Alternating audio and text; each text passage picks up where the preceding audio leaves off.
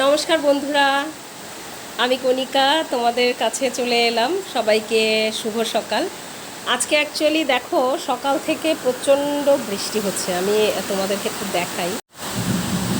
এই যে দেখো প্রচণ্ড বৃষ্টি হচ্ছে। আর এটা আমি হচ্ছে 6 তলার উপরে থাকি।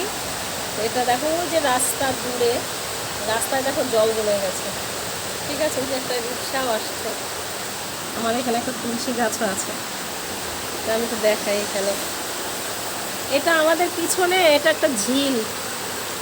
ঠিক আছে, এখন এখানে এই যে বাড়িঘর হয়ে যাচ্ছে আস্তে আস্তে, মাটি ফেলে।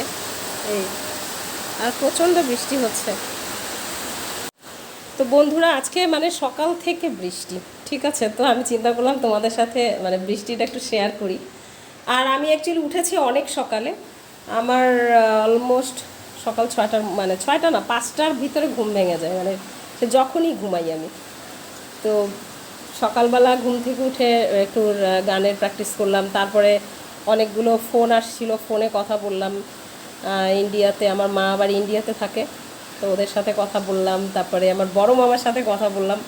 বড় মামাও কলকাতায় থাকে, আর আমি তো অ্যাকচুয়ালি ঢাকায় থাকি। তো সবাই ভালো থাকো। আজকের এই পর্যন্ত। আর এই বৃষ্টির দিনে সবার কি অবস্থা, সবার কে কোথায় থাকো এটা কমেন্টে জানিও। আর তোমাদের ওদিকে কি অবস্থা বৃষ্টির? আসলে বাংলাদেশে অনেক জায়গায় প্রচুর বৃষ্টি হচ্ছে। আর বৃষ্টির ফলে অনেক জেলাতে যেটাকে বলা হয় বন্যা, বন্যা হয়ে গেছে। এমনও হয়েছে অনেক গ্রাম কিন্তু এই বৃষ্টির, অতিরিক্ত বৃষ্টিতে বন্যা হয়ে অনেক গ্রাম ভেসে গেছে।